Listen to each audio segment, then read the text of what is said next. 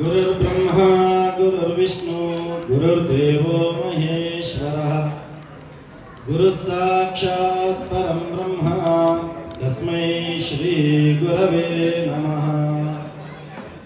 श्रुतिस्मृतिपुराणानाम् आलयं करुणालयं नमामि भगवत्पाद शंकरं लोकशंकरं। सदाशिवसमारम्भां शंकराचार्यमध्यमाम् अस्मदाचार्यपर्यन्तां वन्दे गुरुपरम्पराम्। नमस्ते महामाये शक्तिपीठे सुपूजिते शंखचक्रगदाहस्ते महालक्ष्मी नमोस्तुते।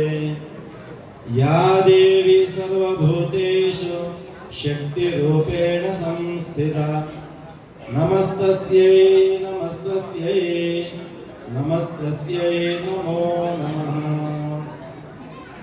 नारायणं नमस्कृत्य नरं चैव नरोत्तमं देवीं भगवतीं व्यासं ततो जयमुदीरयेत्।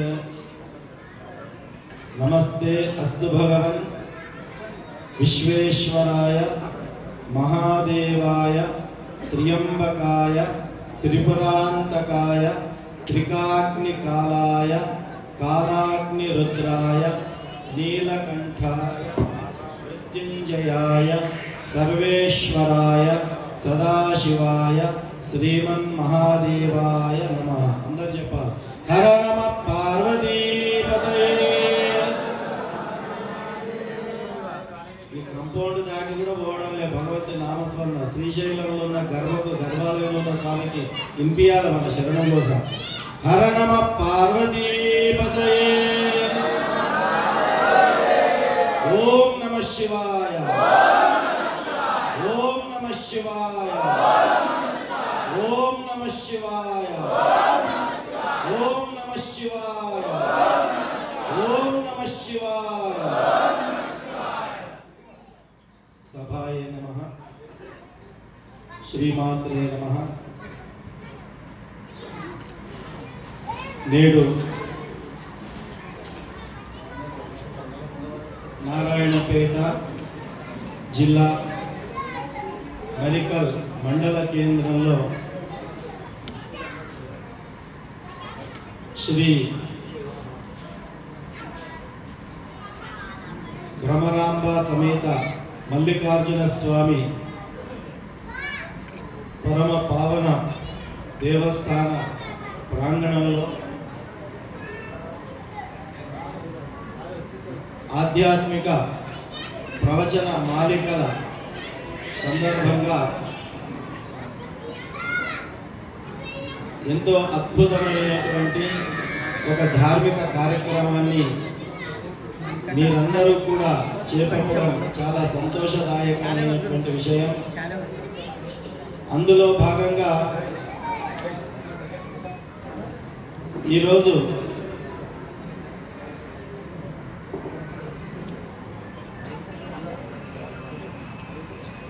ప్రత్యేకించి మనకు ఎల్లప్పుడూ కూడా గురుస్థానంలో ఉండి మార్గనిర్దేశనం చేస్తూ శివతత్వాన్ని శివభక్తిని బసవేశ్వర తత్వాన్ని జీవన్ముక్తిని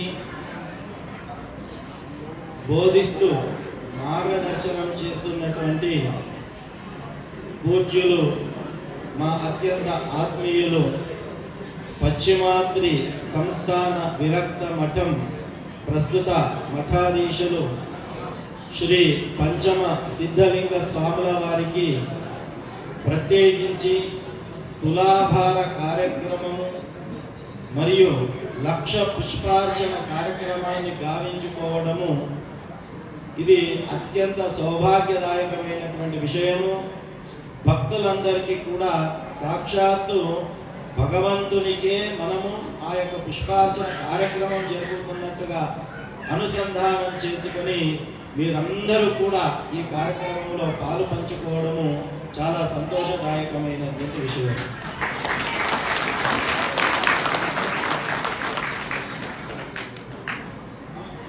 మనం కీర్తనల్లో చెప్తూ ఉంటాం, గురువర గురువర గురు బ్రహ్మ గురువే సాక్షాత్ పరబ్రహ్మ అని చెప్పి సామాన్యంగా మనం కీర్తనలు చెబుతూ ఉంటాం.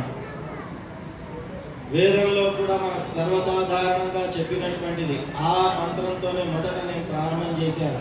మనం అందరం రోజు చెప్పుకునేటటువంటిది గురు బ్రహ్మ గురు విష్ణు గురుదేవో మహేశ్వర గురు సాక్షాత్ పరబ్రహ్మ తస్మై శ్రీ గురవే నమః. సృష్టి స్థితి లయకారకులైనటువంటి ఆ యొక్క బ్రహ్మ విష్ణు శివస్వరూపాలను ఏకకాలంలో దర్శనం చేసుకునేటటువంటి భాగ్యము కానీ, దర్శించుకునేటటువంటి స్థాయి కానీ, ఆ ముగ్గురిని ఏకకాలంలో ఈ మాంస నేత్రాలతో చూసేటటువంటి యోగ్యత కానీ ఈ కలికాలంలో మన దగ్గర లేదు, సంపాదించుకునే అవకాశం లేదు, సంపాదించుకోవాలన్న పరిస్థితులు అనుకూలించవు. కాబట్టి ఆ ముగ్గురిని కూడా ఒకే దగ్గర దర్శించుకునేటటువంటి అవకాశము మన యొక్క హిందూ సమాజం మనకు అందించింది. ఆ ముగ్గురిని కూడా ఒకే దగ్గర దర్శించుకునే అవకాశం ఎప్పుడు ఎక్కడ లభిస్తుంది అంటే సద్గురువులను దర్శించుకుంటే ఆ బ్రహ్మ విష్ణు మహేశ్వరులను ముగ్గురిని కూడా సాక్షాత్ మనం దర్శనం చేసుకున్నటువంటి సౌభాగ్యము, ఆ యొక్క అనుగ్రహము భక్తులందరికీ కూడా కలుగుతుంది. గురువు లేకపోతే హిందూ ధర్మములో అత్యుత్తమమైనటువంటిది ఈ మానవ జన్మ ఎత్తినటువంటి ముఖ్య ఏకైక కారణం ఏమిటి అంటే జీవన్ముక్తిని పొందడం. మరి ఆ జీవన్ముక్తి పొందాలి అంటే దానికి మార్గదర్శకుడు అనేటటువంటి వాడు ఒకడు అవసరము. ఆ మార్గదర్శనం చేసే శక్తి ఈ కలియుగములో కేవలం గురువుకు తప్ప మరెవరికి లేదు. కృతయుగములో, త్రేతాయుగములో, ద్వాపర యుగములో భగవంతుడు ప్రత్యక్షంగా వచ్చి మనకు దర్శనమిచ్చాడు. కానీ కలికాలములో ఆ భగవంతుడు ప్రత్యక్షంగా వచ్చి మనకు దర్శనమిచ్చేటటువంటి అవకాశం లేదు. మరి ఆ పరమాత్ముడు ఏ రూపంలో మనకు దర్శనమిస్తాడు అంటే దైవం మానుష రూపేణ. ఆ పరమాత్ముడు మనకు ఎలా దర్శనమిస్తాడట? దైవం మానుష రూపేణ, మనుష్యుని రూపంలో ఆ దైవం మనకు దర్శనమిస్తుందట. ఆ మనుష్యుడే వేరే ఎవరో కాదు, సద్గురు అనేటటువంటి వాడు. ఆ సద్గురువే దైవంగా ఈ కలికాలంలో మనల్ని అనుగ్రహిస్తున్నాడు. గురువు యొక్క అనుగ్రహం పొందాలి, గురువు యొక్క అనుగ్రహం పొందాలి అని చెప్పి సర్వసాధారణంగా అందరూ కూడా చెబుతూ ఉంటారు. మన యొక్క శృతులు చెబుతాయి, సాధూనాం దర్శనం పుణ్యం. పుణ్యం చేసుకోవాలి అంటే ఎన్నో తీర్థయాత్రలు చేస్తాం, ఎంతో కఠోరమైనటువంటి దీక్షలు చేస్తాం, ఎన్నో వ్రతాలు చేస్తాం, ఎన్నో నోములు నోస్తాం, ఎన్నో దేవస్థానాలను వెళ్ళి దర్శించుకుంటాం, ఎన్నో రకాల పూజారిక అభిషేకాలు మనం అందరం అర్చనాధికాలు అన్నీ కూడా మనం చేసుకుంటాం. దేని కొరకు? ఒకే ఒక సంకల్పంతో పుణ్య సముపార్జన చేయడానికి, పుణ్యాన్ని సంపాదించడానికి వీటన్నిటినీ మనం చేస్తాం. కానీ శృతులు చెబుతా ఉన్నాయి, ఇంత కష్టపడకుండా ఆ పుణ్యము నీకు ఈ కలికాలంలో అత్యంత సునాయాసంగా నీకు లభించాలి అంటే ఒకే ఒక మార్గం ఉందయ్యా. ఆ పుణ్యాన్ని నీవు సులువుగా పొందడానికి ఏమిటి ఆ మార్గం అని శృతులు చెబుతా ఉన్నాయి. సాధూనాం దర్శనం పుణ్యం.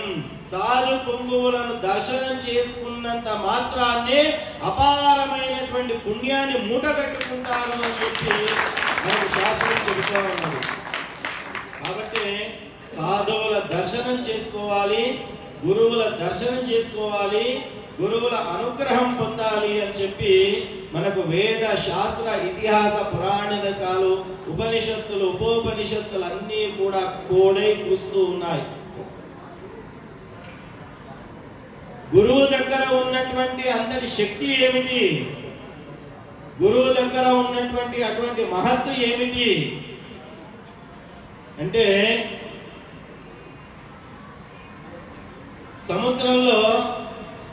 సముద్ర గర్భంలో చేపలు తిరుగుతూ ఉంటాయి. వాటి జీవనమే అందులోనే పుడతాయి, అందులోనే చనిపోతాయి.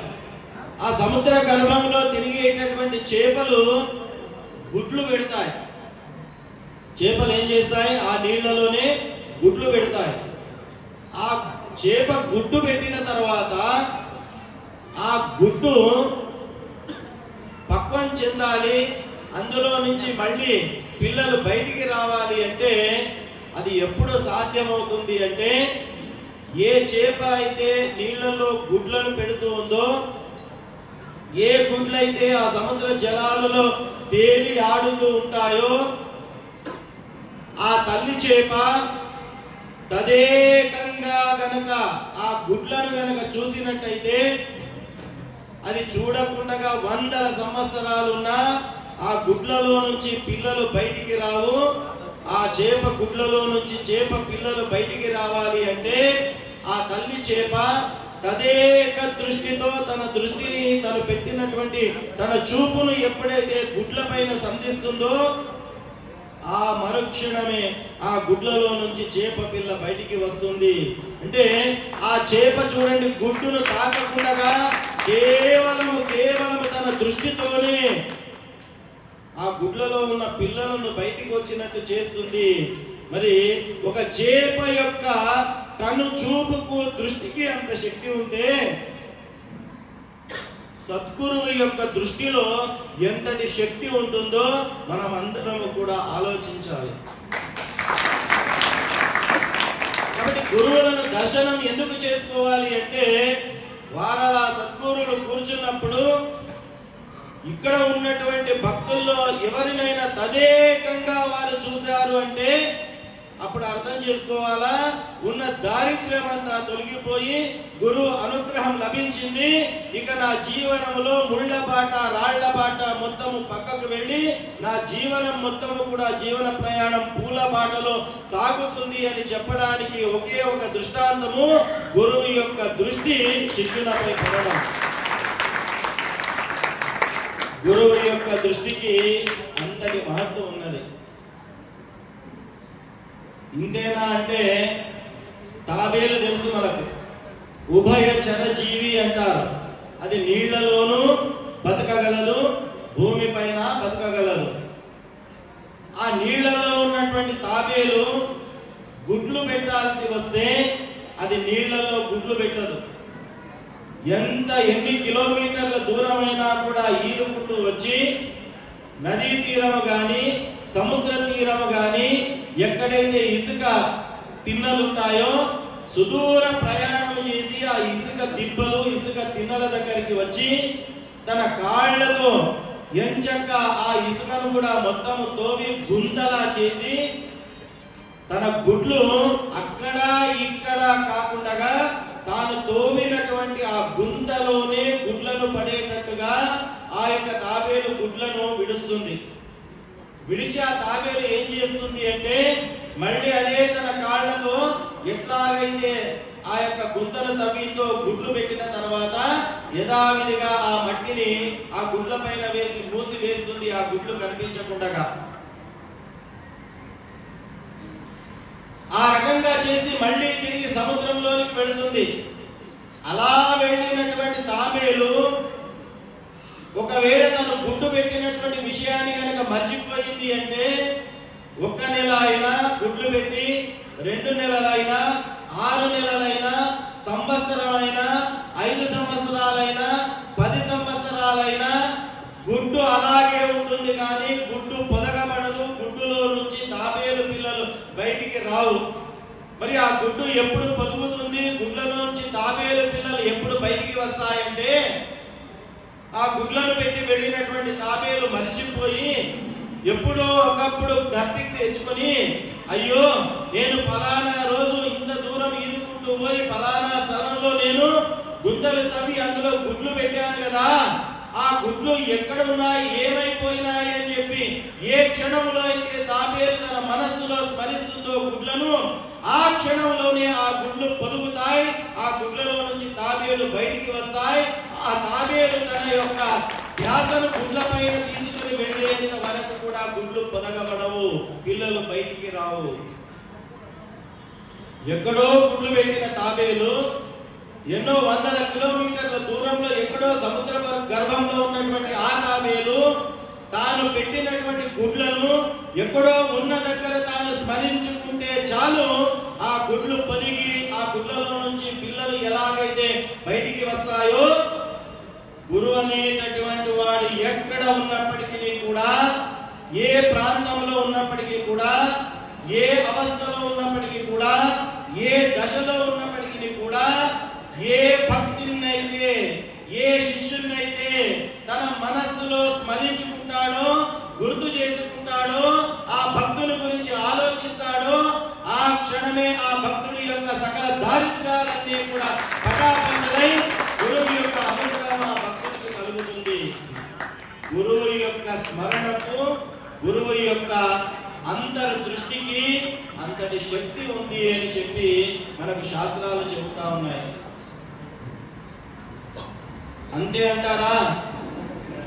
కోడి గుడ్లు పెడుతుంది కదా, కోడి గుడ్లు పెట్టిన తర్వాత అట్లే పక్కకు పెడితే గుడ్లు పొదుగుతాయా?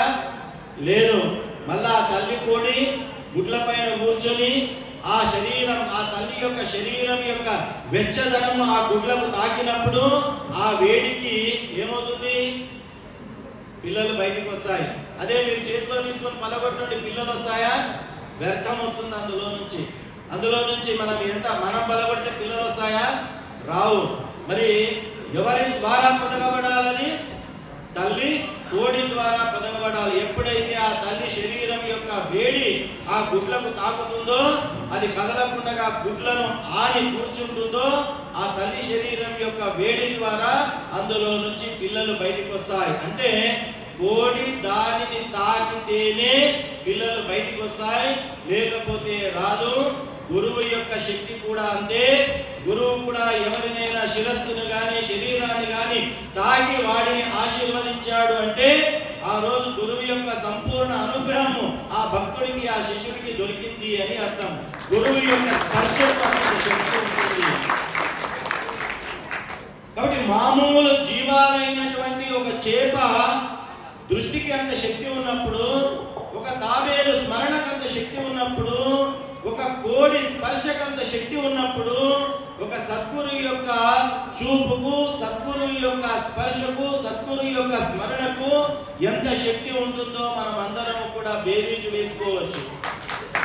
కాబట్టి మన శాస్త్రాలు చెబుతాయి, గురుర్ బ్రహ్మ గురుర్ విష్ణు గురుదేవో మహేశ్వరః గురు సాక్షాత్ పరబ్రహ్మ తస్మై శ్రీ గురవే నమః. స్మృతులు చెప్తాయి, శాస్త్రం చెబుతుంది, భగవంతుడికి కనుక కోపం వస్తే భక్తుడి పైన కోపం వస్తే ఆ ఆగ్రహ జ్వాలలను శాంతింపజేసేటటువంటి శక్తి ఈ భూమండలం పైన కేవలం ఒకే ఒక వ్యక్తి దగ్గర ఉంటుంది. ఆ వ్యక్తి సద్గురు, గురువు దగ్గర మాత్రమే ఆ శక్తి ఉంటుంది. ముక్కంటి కూడా కోపోద్రిక్తుడైతే ఆ ముక్కంటి కోపాన్ని కూడా శాసించే, తగ్గించగలిగే, ఉపశమనం చేయగలిగేటటువంటి శక్తి ఒక గురువుకు మాత్రమే ఉంటుంది. అదే సమయంలో గురువు గనక కోపోద్రిక్తుడైనట్లయితే హరిహర బ్రహ్మాదులు కూడా గురువు యొక్క కోపం నుంచి భక్తులను, శిష్యులను కాపాడలేరు. ఇది శాస్త్రం మనకు చెబుతుంది. కాబట్టి గురువుకు అంతటి మహాత్మ్యం ఉన్నది, గురువుకు అంతటి శక్తి ఉన్నది. కాబట్టి మనం అందరము కూడా గురువులను ఏర్పాటు చేసుకొని నిజ జీవితంలో, సమాజంలో ముందుకు వెళుతూ ఉంటాం. గురువు అంటే మామూలైనటువంటి వ్యక్తి కాదు. శ్రీరామచంద్రుడు అందరికీ తెలుసా? శ్రీరామచంద్రుడు పరమాత్ముడు కదా. ఆ శ్రీరామచంద్రుడు కూడా తాను కూడా గురువులను ఏర్పాటు చేసుకున్నాడు. ఎవరిని? వశిష్ఠులను, విశ్వామిత్రులను కదా. ఒకరేమో రాజగురువు, ఒకరేమో విద్య నేర్పినటువంటి గురువు. విశ్వామిత్రుడు, వశిష్ఠులు. మరి ఆయన పరమాత్ముడు కదా, దేవుడు కదా. దేవుడికి గురువుతో ఏం పని ఉంది? కాబట్టి భగవంతుడు కూడా తన జీవితంలో నడిచి మనకు చూపించాడు. ఏమిటని? దేవుడైనప్పటికీ కూడా నేను గురువును ఎట్లాగైతే ఏర్పాటు చేసుకుని గురువు మార్గదర్శనంలో నడిచానో, మీరందరూ కూడా మీ మీ జీవనాల్లో గురువును ఏర్పాటు చేసుకుని గురువు మార్గదర్శనంలో నడవాలి అని చెప్పి శ్రీరామచంద్రుడు సాక్షాత్ తన జీవనం ద్వారా మనకు ఆదర్శంగా నిలిచి ఒక మార్గాన్ని చూపించడం జరిగింది. గురువు యొక్క ఆవశ్యకతను తెలియచెప్పడం జరిగింది. వసుదేవ సుతం దేవం కంసచాణూరమర్దనం దేవకీ పరమానందం కృష్ణం వందే జగద్గురుం అని చెప్తాం. శ్రీకృష్ణ పరమాత్ముడు యోగాచార్యుడని. భగవద్గీత వినని వాళ్ళు లేరు, భగవద్గీత పేరు తెలియనటువంటి వాళ్ళు లేరు. ఎన్ని అష్టాదశ పురాణాలు, అష్టాదశ ఉప పురాణాలు, చతుర్వేదాలు, వేదంలోని భాగాలు, 108 ఉపనిషత్తులు, 108 ఉపోపనిషత్తులు, ఇవన్నీ కూడా ఒక గురువు ద్వారా, వేదవ్యాసుని ద్వారా రాయబడ్డాయి. భగవంతుని యొక్క ముఖం నుంచి ఏది రాలేదు. ఈ సమస్త భూమండలంలో చరాచర సృష్టిలో భగవంతుని ద్వారా అందిన ఏకైక గ్రంథం ఈ భూమి పైన ఏది అంటే అది ఒక భగవద్గీత. ఆ భగవద్గీతను అందించినటువంటి శ్రీకృష్ణ పరమాత్ముడు కూడా, జగద్గురువు అని మనం పూజించేటటువంటి శ్రీకృష్ణుడు కూడా, చతుర్దశ భువనాలకు అధిపతి అయినటువంటి శ్రీకృష్ణుడు కూడా తన జీవితంలో గురువును ఏర్పాటు చేసుకున్నాడు. శ్రీకృష్ణుడి యొక్క గురువు ఎవరు? సాందీప మహర్షి. సాందీపుని గురువుగా చేసుకుని తన యొక్క జీవనాన్ని కొనసాగించాడు. మరి అఖిలాండ కోటి బ్రహ్మాండ నాయకుడైనటువంటి ఆ పరమాత్ముడే గురువుని ఏర్పాటు చేసుకున్నాడంటే గురువుకు ఎంతటి శక్తి ఉన్నదో, మహత్తు ఉన్నదో, గురువును కనుక ఆశ్రయించకపోతే ఎంతటి విపత్తు కలుగుతుందో మనం అందరము కూడా దృష్టి సారించాలి. ఈరోజు సనాతన హిందూ ధర్మం నిలబడింది. సనాతన ధర్మం ఈరోజు నిలబడింది అంటే 2000 సంవత్సరాల క్రితము ధర్మము నాశనమయ్యేటటువంటి చరమాంక స్థితిలో ఉన్నప్పుడు శివుడే సాక్షాత్ పరమశివునిగా అవతరించి జగద్గురు ఆదిశంకరాచార్యులుగా అవతారం ఎత్తి ఈ యొక్క దేశంలో నాశనమైపోతున్నటువంటి ఐసీయూ పైన ఉన్నటువంటి హిందూ ధర్మాన్ని కాపాడి హిందూ ధర్మానికి ఊపిరి పోసినటువంటి ఏకైక జగద్గురు ఆదిశంకరాచార్యుల వారు జగద్గురువు అని అంటున్నాం. భూమండలానికే గురువు అని చెప్పుకుంటారు. అలాంటి భూమండలానికి గురువుగా పిలుచబడేటటువంటి జగద్గురు ఆదిశంకరాచార్యులు కూడా గురువుని ఏర్పాటు చేసుకున్నారు. ఆదిశంకరాచార్యుల వారి యొక్క గురువు ఎవరు? గోవింద భగవత్ పాదాచార్యుల వారు. మనం జగద్గురువు అని పిలుచుకుంటున్నటువంటి వ్యక్తి కూడా ఒక గురువుని ఏర్పాటు చేసుకున్నాడంటే గురువు యొక్క స్థానానికి ఎంతటి మహత్వం ఉన్నదో మనం ఆలోచించాలి. ఆ తర్వాతి కాలంలో మళ్ళీ మొఘలుల కాలంలో ధర్మం నాశనమైనటువంటి సందర్భంలో హిందూ ధర్మాన్ని తన యొక్క ఖడ్గ ప్రహారం ద్వారా తులజాభవాని అమ్మవారి వరప్రసాదంగా పొందినటువంటి ఖడ్గాన్ని తీసుకొని సమస్త దుండగులను నాశనం చేసి హిందూ ధర్మాన్ని పునఃస్థాపితం చేసినటువంటి ఛత్రపతి శివాజీ. ఛత్రపతి శివాజీ హిందూ ధర్మ స్థాపకుడిగా మనం పేర్కొంటున్నటువంటి ఛత్రపతి శివాజీ కూడా ఒక గురువు యొక్క అడుగు జాడల్లో నడిచాడు. తాను కూడా ఒక గురువును ఏర్పాటు చేసుకున్నాడు. ఎవరు ఆ వ్యక్తి? సమర్థ రామదాసు. సౌభాగ్యం ఏమిటి అంటే నారాయణపేటలో మన శక్తి పీఠంలో శ్రీ సంతమఠ మూల మహాసంస్థానానికి అప్పటి కాలంలో ఆ యొక్క సమర్థ రామదాసు గారు ఏం చేసి ఆ పీఠంలో పాదం మోపారు. దానికి గుర్తుగా ఈ రోజు కూడా సమర్థ రామదాసు వారి యొక్క పాదుకలు మన పీఠంలో నిత్య పూజలు అందుకుంటున్నాయి. ఇది మనందరి యొక్క సౌభాగ్యం. కాబట్టి హిందూ సామ్రాజ్యాన్ని స్థాపించిన ఛత్రపతి కూడా ఒక గురువును ఏర్పాటు చేసుకున్నాడు. ఇలా ఇవన్నీ నేను ఎందుకు చెప్తున్నానంటే సాక్షాత్ పరమాత్ముడే గురువును ఏర్పాటు చేసుకున్నప్పుడు మానవ మాత్రులైనటువంటి మనము కూడా తప్పకుండా గురువును ఏర్పాటు చేసుకోవాలి, గురు మార్గంలో నడవాలి. గురు మార్గంలో నడిచినప్పుడే మన అజ్ఞానం తొలగిపోతుంది, సుజ్ఞానం కలుగుతుంది, సకల దారిద్ర్యాలు దూరం అవుతాయి, మనస్సులో ఉన్న మలినము దూరం అవుతుంది. గురువు అనుగ్రహం లేకపోతే మనస్సులో ఉన్న మలినము తొలగదు. బాగా గుర్తుపెట్టుకోవాలి. ఎన్ని వ్రతాలు చేసినా, ఎన్ని నోములు నోచినా, ఎన్ని దీక్షలు చేసినా వాటన్నిటికీ చిట్ట చివర ఎవరి అనుగ్రహం కావాలా? గురువు యొక్క అనుగ్రహం కావాలా. అందుకే మనము కూడా దీక్షలు వేసుకుంటే మనం కూడా ఒక గురుస్వామిని మనం ఆరాధిస్తాం, కొలుస్తాం. గురుస్వామి యొక్క స్వహస్తాలతో దీక్ష మాల ధారణ చేస్తాం. అదే గురుస్వామి యొక్క చేతుల ద్వారా దీక్ష విరమణ చేస్తాం. అవునా కాదా? గురువుకు ఉన్నటువంటి ఆ స్థానం అంతటి గొప్పదనం. కాబట్టి గురువును అనుసరించాలి. గురువు అనుగ్రహం ఎప్పటి వరకైతే దొరకదో అప్పటి వరకు మనసులో ఉన్నటువంటి మలినాలు తొలగిపోవు. ఎప్పటి వరకైతే మనసులో మలినాలు తొలగిపోవో అప్పటి వరకు భగవంతుడి యొక్క అనుగ్రహం మనకు కలగదు. భజనలు చెప్తాం, శివుడంటే వాడేమి దూరం లేడు, మనలో ఉన్నాడు కానీ కానరాము. శివుడు ఎక్కడ ఉన్నాడు? మనలో ఉన్నాడు. మనం చూడలేకపోతున్నాం. ఎందుకు చూడలేకపోతున్నామంటే మనలో లేడు కాబట్టి. ఆంజనేయుని అడిగారు, అయ్యా నీవు రాముణ్ణి, నేను రాముని యొక్క వీర విధేయ భక్తుణ్ణి, శిష్యుణ్ణి, అట్లా ఇట్లా చెప్తావు కదా, నీ దగ్గర రాముడు ఉన్నాడా అంటే ఉన్నాడు. ఎక్కడ ఉన్నాడు చూపయ్యా అంటే తన ఎదను చీల్చి సీతారాముల దర్శనం చేయించినటువంటి మహాభక్తుడు ఆంజనేయ స్వామి. కాబట్టి అలాంటి భక్తులుగా మనము కూడా మారాలి అంటే ఈ మనస్సులో మలినం అనేది ఉండకూడదు. మలినం తొలగాలి అంటే గురువు అనుగ్రహం కావాలి. మలినం ఎందుకు తొలగాలి అంటే మలినం తొలగనంత వరకు భగవంతుడి యొక్క అనుగ్రహము, భగవంతుడి యొక్క కృపా దృష్టి, భగవంతుడి యొక్క కరుణ మనపై పడదు. పక్కన బురద నీళ్లు ఉన్నాయనుకోండి, ఓ చెంబులో బురద నీళ్లు తీసుకొచ్చి ఓ కుర్చీ వేసి ఆ కుర్చీ పైన బురద నీళ్లు వేసి ఇక్కడ ఉన్నటువంటి చిన్న స్వామి కదా, చిన్నగా ఉన్నటువంటి ఆ బాలస్వామి దీక్ష వేసిన స్వామిని కూడా పిలిచి, ఓ స్వామి ఈ కుర్చీ పైన కూర్చో అంటే ఆ పిల్లవాడు కూర్చుంటాడా? కూర్చోడు. ఏం సమాధానం చెప్తాడు? ఏం స్వామి బురద వేసినటువంటి కుర్చీ మీద నన్ను కూర్చోమంటావా అంటాడు. చిన్న పిల్లవాడు కదా. అంటే మలినమున్నటువంటి ఒక కుర్చీ పైన ఒక చిన్న పిల్లవాడే కూర్చోవడానికి ఇష్టపడకపోతే మలినంగా ఉన్న నీ మనసులో భగవంతుడు వచ్చి ఉండడానికి ఎట్లా ఇష్టపడతాడు? ఈ విషయాన్ని ఆలోచించాలి. మనసులో ఉన్న మలినాన్ని తొలగించుకోవాలి. మనసులో ఉన్న మలినం తొలగాలి అంటే అది ఒకే ఒక వ్యక్తి ద్వారా సాధ్యమవుతుంది. గురువు యొక్క అనుగ్రహం వల్ల మాత్రమే అది సాధ్యమవుతుంది.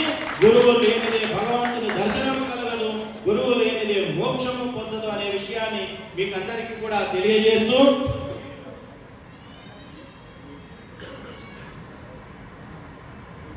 స్వాముల వారు ఉన్నారు, ఇంకా వారు కూడా మాట్లాడాలా, కానీ అప్పటి నుంచి స్వామి చెప్తున్నారు మాది కూడా మీరే కలిపి మాట్లాడండి అని చెప్పి. కానీ వారి మాటలు కూడా వినడానికి మనం అందరం కూడా వచ్చాం కదా.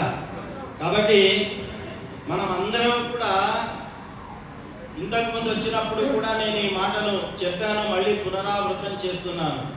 మనం అందరం కూర్చున్నటువంటి ఈ స్థలము ఇది మామూలు స్థలం కాదు. శ్రీశైల భ్రమరాంబ సమేత మల్లికార్జున స్వామి దేవస్థానంలో ఉన్నాం కదా. కరపత్రాల్లో దాంట్లో అందరూ కూడా శ్రీ శ్రీ శ్రీ శ్రీ అని వేస్తుంటారు కదా. అంటే మనకంతా ఒకటి ఏంటంటే ఎన్ని స్త్రీలు పెడితే అంత గౌరవం అని అనుకుంటాం కదా.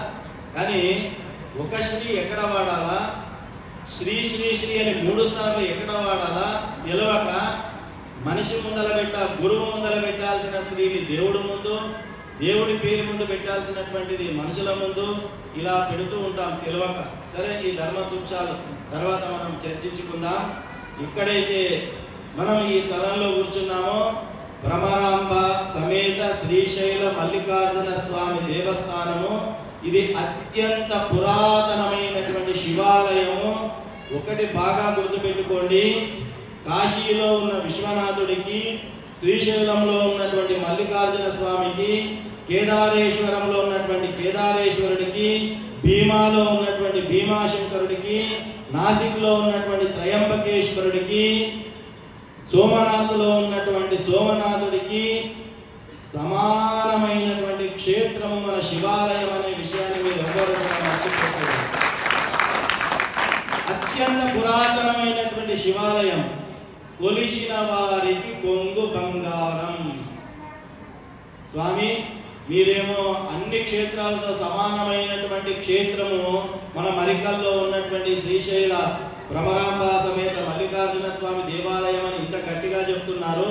నేను 2 సంవత్సరాల నుంచి మొక్కుతున్నా, 4 సంవత్సరాల నుంచి మొక్కుతున్నా, 5 సంవత్సరాల నుంచి మొక్కుతున్నా. నా మొక్కులు తీరుతలేవు, నా సంకల్పాలు నెరవేరుతలేవు, నా అప్పులు పోతలేవు, నా కష్టాలు తీరుతలేవు. ఏడా ఉన్నది స్వామి దగ్గర శక్తి అని మనస్సులో మీరు ఎప్పుడైనా అనుకోవచ్చు, అనుకుంటూ ఉండవచ్చు. రంధ్రం ఉన్నటువంటి హౌజులో ఎన్ని వందల బిందెల నీళ్ళు వేసినా ఆ హౌస్ నిండుతుందా? బొర్ర ఉన్నటువంటి గచ్చులో నీళ్లు పోసుకుంటూ పోయినామనుకోండి, ఏమవుతుంది? ఎన్ని నీళ్లు పోసినా పోతానే ఉంటాయి. హౌస్ నిండుతుందా? నిండదు. మనము కూడా ఆ రంధ్రము ఏది ఉంది, భక్తి అనేటటువంటి తత్వముతో ఆ రంధ్రాన్ని మూసివేస్తేనే భగవంతుడి యొక్క అనుగ్రహం మనకు కలుగుతుంది.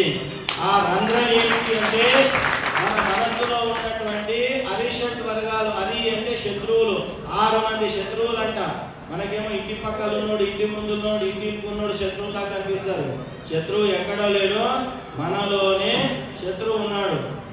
కామ, క్రోధ, మోహ, లోభ, మదమాత్సర్యములు అనేటటువంటివి ఇవి మన లోపల ఉన్నటువంటి ప్రధానమైన శత్రువులు.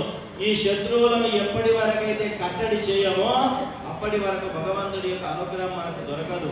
కాబట్టి ఆ శత్రువులను కట్టడి చేయడానికి దీక్ష అనేటటువంటి ఒక తత్వాన్ని మనకు పెద్దలు మనకు సూచించడం జరిగింది. 41 రోజుల కాలంలో ఎంతో కఠోరంగా దీక్ష చేసి ఆ శివుడి యొక్క అనుగ్రహం పొందడానికి అహర్నిశలు మనము అందరం కూడా పాటుపడుతూ ఉన్నాం. అలాంటి అనుగ్రహాన్ని కల్పించేటటువంటి పరమ పావన పవిత్రమైనటువంటి సన్నిధానంలో మనం అందరం ఉండడం, ఇంత సంఖ్యలో దీక్షలో ఉన్నారు దీక్షాదారులు అంటే వాళ్ళెవరో వేరే కాదు, సాక్షాత్ శివస్వరూపులే, శివమాల ధారణ చేసినటువంటి. కాబట్టి ఒకటి కాదు, ఇంతమంది శివులు మన మధ్యలో ఉన్న తర్వాత మన ప్రాంతానికి, మన గ్రామానికి తప్పకుండా ఆ స్వామి అనుగ్రహం మనకు కలుగుతుంది.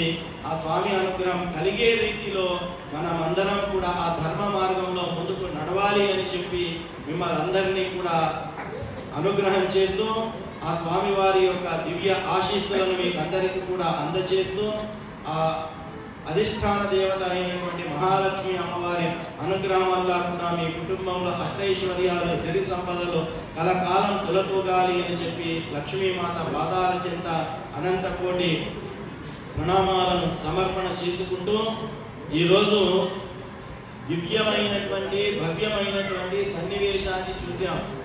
ఒక గొప్ప సన్నివేశం ఆవిష్కృతమైంది మన యొక్క ఈ ప్రాంతం లోపల.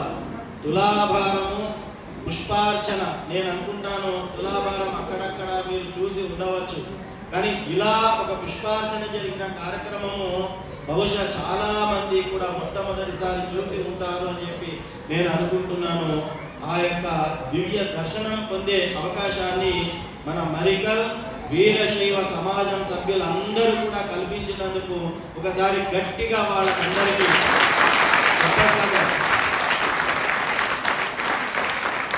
స్వామివారికి చేసిన ఈ తులాభారము పుష్పార్చన మీకు ఎంత ఆనందం కలిగించిందో మీ చెప్పట్లలో ఇప్పుడు తెలవాలి.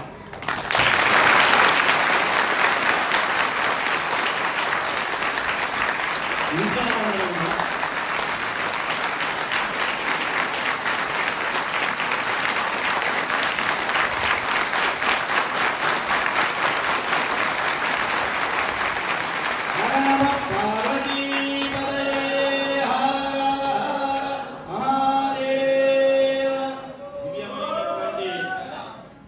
సన్నివేశాన్ని మనం అందరం సాక్షిభూతులైన మన ప్రాంతంలోనే అందరికీ కూడా మార్గదర్శనం చేస్తూ నడుస్తున్నటువంటి శివస్వరూపులుగా మీ అందరికీ కూడా గురువు గారు ఎల్లప్పుడూ కూడా మార్గదర్శనం చేస్తూ ఉన్నారు.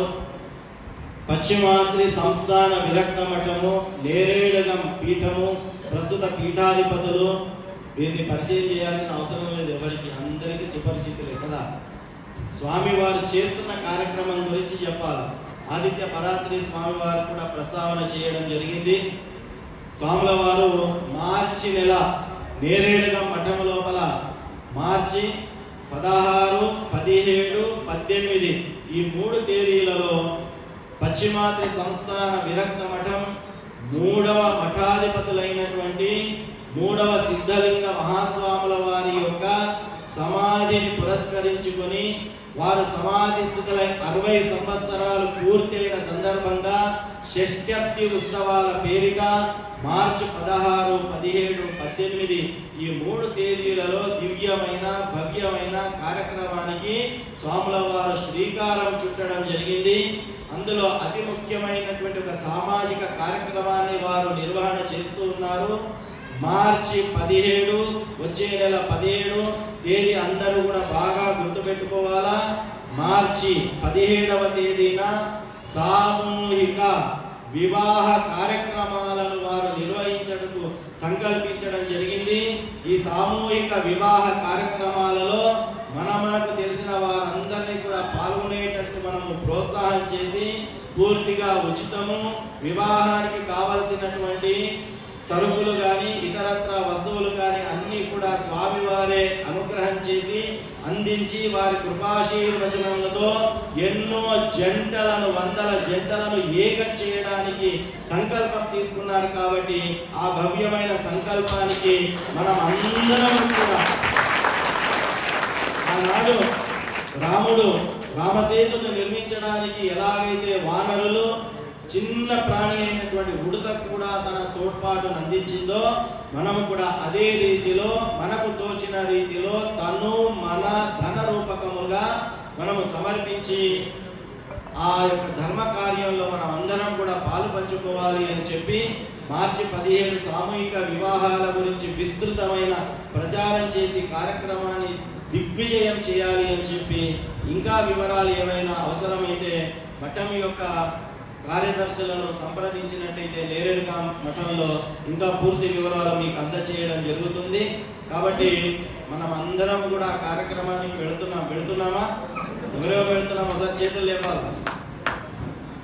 ఇక లేపని వాళ్ళు చాలా మంది ఉన్నారు. స్వామి ఆహ్వానం పలికిలేడు, మేము ఎందుకు రావాలనుకుంటున్నారా? స్వామికి ఆహ్వానం పలుకుతాడు మీకు అందరికీ కూడా. గురు కార్యానికి, దైవ కార్యానికి ఆహ్వానం లేకపోయినా వెళ్ళాలి అని మన శాస్త్రం మనకు చెప్తుంది. కాబట్టి ధర్మ కార్యం ఎక్కడ జరిగినా ధర్మాత్ములుగా మనం అందరం కూడా హిందూ ధర్మాన్ని పాటించే వాళ్ళం అందరం అక్కడ ఉండాలి. ఆ కార్యక్రమాన్ని మీరందరం కూడా విజయవంతం చేయాలని కోరుతూ ఇక్కడ స్వాముల వారు ఆ చివర ఉన్నటువంటి స్వాముల వారు ఎంతో ఓపికగా సావధాన చిత్తులై వారందరూ కూడా నిదానంగా శాంత స్వభావాలే కూర్చున్నారు కదా. ఇంతకుముందు నేను చెప్పాను, ఏం చెప్పాను? కొందరి చూపు ద్వారా అనుగ్రహం లభిస్తుంది, కొందరి స్పర్శ ద్వారా అనుగ్రహం లభిస్తుంది, కొందరు మనస్సులో స్మరించుకున్నా చాలా అనుగ్రహం లభిస్తుంది. ఇక్కడ కూర్చున్నటువంటి ఆ స్వాములందరూ కూడా మనస్సులో గట్టిగా స్మరించారు. ఇప్పుడు ఏమని స్మరించారు? ఇక్కడ వచ్చిన భక్తాదులందరికీ కూడా శుభం కలుగుగాక అని చెప్పి ఎంతసేపు కూర్చుని శివధ్యానం చేస్తూ శివధ్యానంలో తత్పరులై వారు మమ్మల్ని అందరినీ కూడా అదే ఆశీర్వచనాలు స్వాముల వారందరూ కూడా అందించారు. తర్వాత నేరేడుగా స్వామి పక్కన ఉన్నటువంటి వారి పరిచయం కూడా ఎవరికి అవసరం లేదు.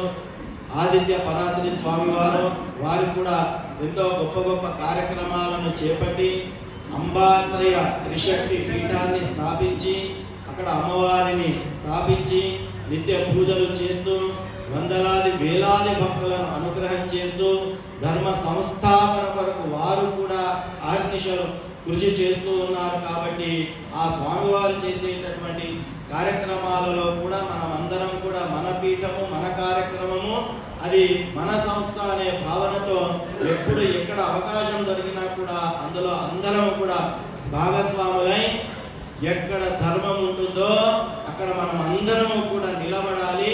అప్పుడే మనం ధర్మాత్ములవుతాం, అప్పుడే మనం హిందువులము అనిపించుకుంటాం అనేటటువంటి విషయాన్ని తెలియజేస్తూ హిందువుగా జన్మించాం, హిందువుగానే ప్రాణాలు వదులుదాం. జన్మించి ప్రాణాలు వదిలేటటువంటి ఈ మధ్యకాలంలో హిందూ ధర్మాన్ని స్థాపన చేయడానికి మనము కూడా అహర్నిశలు కృషి చేద్దాం.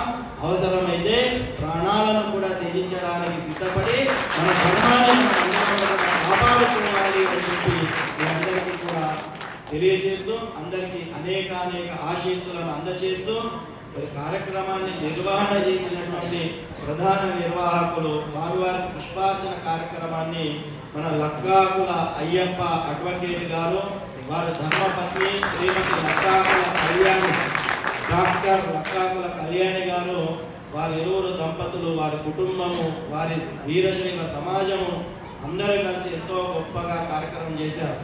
ఆదిత్య పరాశరి స్వామి వారు చెప్పారు అయ్యప్ప గురించి, చాలా గొప్పగా చెప్పారు, చాలా చక్కగా చెప్పారు. ఎంత చెప్పినా తక్కువనే, ఇంకో 2 మాటలు చెప్పినా కూడా తక్కువనే. ఇది మేమందరం మాటలతో చెప్పాల్సినటువంటి అవసరం లేదు. మీరందరూ కూడా చూస్తూ ఉన్నారు. ధర్మము కొరకు నిలబడేటటువంటి రాజకీయ నాయకుడు మనకు కావాలి. ధర్మం కొరకు నిలబడేటటువంటి ఒక అడ్వకేట్ మనకు కావాలి. ధర్మం కొరకు నిలబడేటటువంటి మన సమాజంలో ఉన్నటువంటి మన వ్యక్తి మనకు కావాలి. ఇంతకుముందే నేను వస్తూ ఉన్నప్పుడు చెప్పాను, ప్రత్యేకించి ఇక్కడ వీరశైవ సమాజం వాళ్ళు ఉన్నారు కాబట్టి నేను అందరికీ కూడా నేను కోరుతున్నాను, ఇప్పటి వరకు అందరికీ మన ఆశీస్సులను అందజేశాను. మన సమాజంలో ఒక యువకుడు ఉన్నాడు, ఆ యువకుడిని కూడా ఒక అధికార పీఠం పైన మనం అందరం చూడాలా వద్దా? మన ఇంటి పిల్లవాడు గొప్ప స్థాయికి ఎదగాలా వద్దా? అందరూ కూడా మనస్ఫూర్తిగా మీరు ఆశీస్సులు ఆయనకు అందజేయాలి. ఒకసారి గట్టిగా చెప్పట్లతో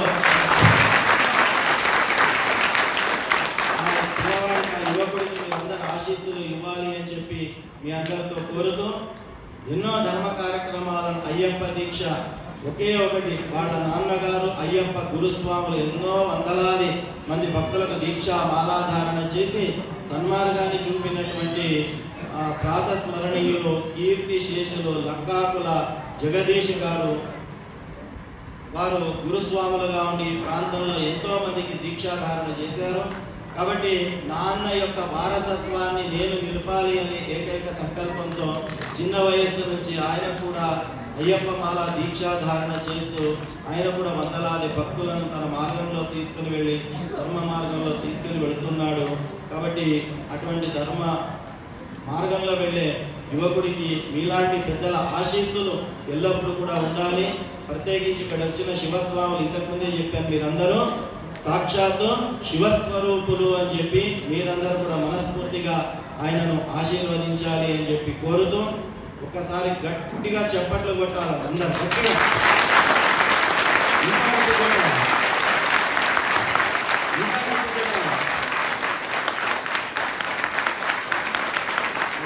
అభినందిస్తూ ఈ చప్పట్లన్నీ ఎవరికి వెళతాయంటే మరికల్ వీరశైవ సమాజం వారికి చప్పట్లు చెందాలి, గట్టిగా కొట్టాలి. ఇంకా మరికల్ వీరశైవ సమాజాన్ని ఆదర్శంగా తీసుకొని ఇతర ప్రాంతాల్లో కూడా ఇలాంటి ధర్మ కార్యాలు జరగాలి.